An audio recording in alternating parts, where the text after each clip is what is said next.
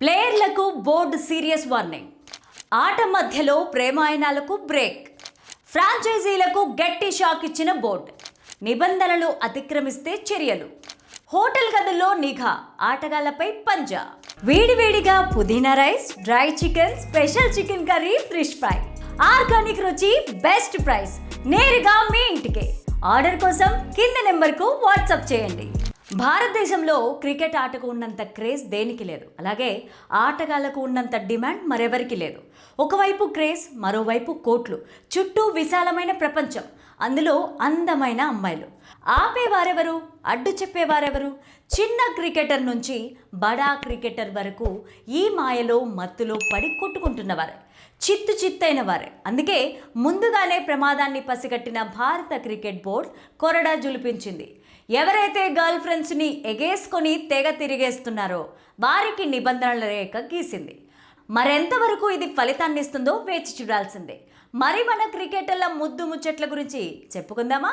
క్రికెటర్లు, lovers, girl friends పేర్లేవైనా కానివ్వండి, వీరి వల్ల కెరీర్లే నాశనం చేసుకున్న వాళ్ళు ఉన్నారు. ఉన్నత స్థానాలకు వెళ్ళిన వాళ్ళు ఉన్నారు. ముఖ్యంగా 1990 దశకంలో క్రికెట్లో అజారుద్దీన్ పేరు మారుమోగిపోయేది. అలాంటి క్రికెటర్ ఏం చేశాడంటే, మోడల్ సంగీత మాయలో పడి కెరీర్ని పాడు చేసుకోవడమే కాదు, సంసార బంధాన్ని విచ్ఛిన్నం చేసుకున్నాడు.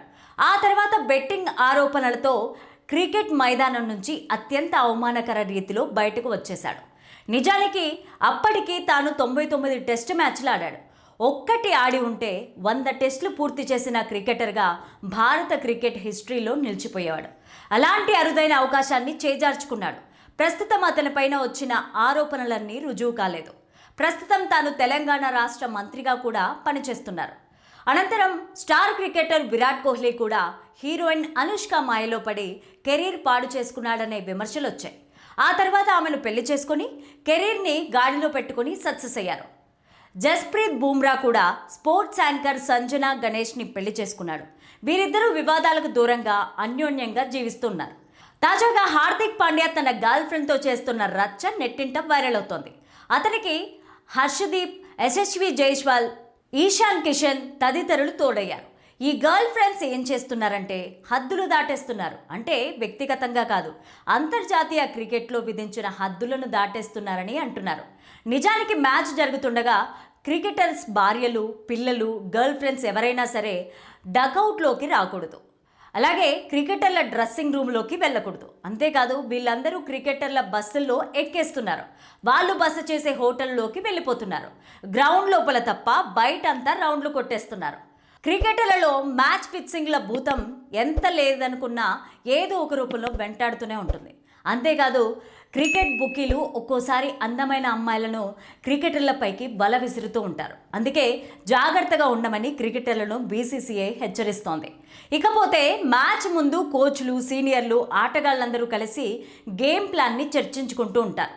అవి గర్ల్ ఫ్రెండ్స్కి చేరితే లీక్ అయ్యే ప్రమాదం ఉందని అంటున్నారు. ప్రస్తుతం ఐపీఎల్ 2026 సీజన్ రసవత్తరంగా సాగుతోంది.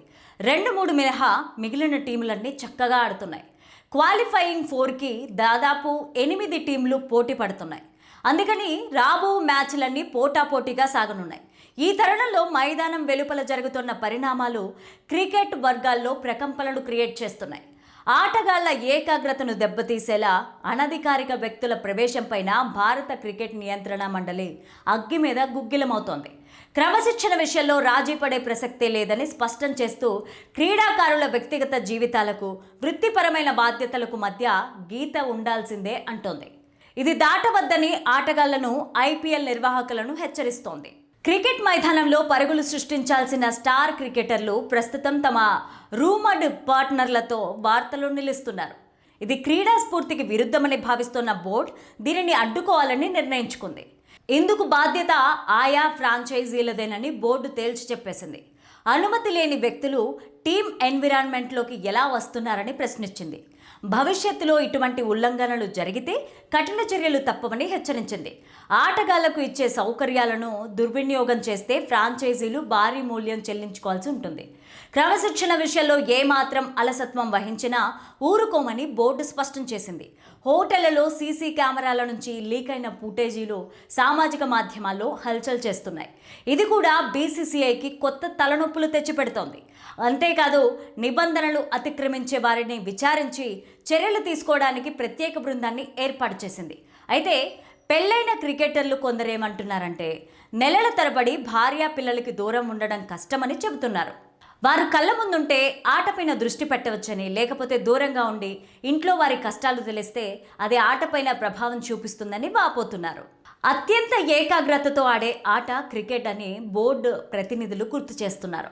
మైదానం వెలుపల ఉండే ఆకర్షణలు ఆటగాళ్ల ప్రదర్శనపైన ప్రభావం చూపుతున్నాయని చెప్తున్నారు. అందుకే గ్లామర్ కంటే ఆటకే ప్రాధాన్యత ఇవ్వాలని సూచిస్తున్నారు. ప్రస్తుతం జరుగుతోన్న ఈ వివాదం లీగ్ ప్రతిష్టతను ప్రభావితం చేసేలా ఉంది.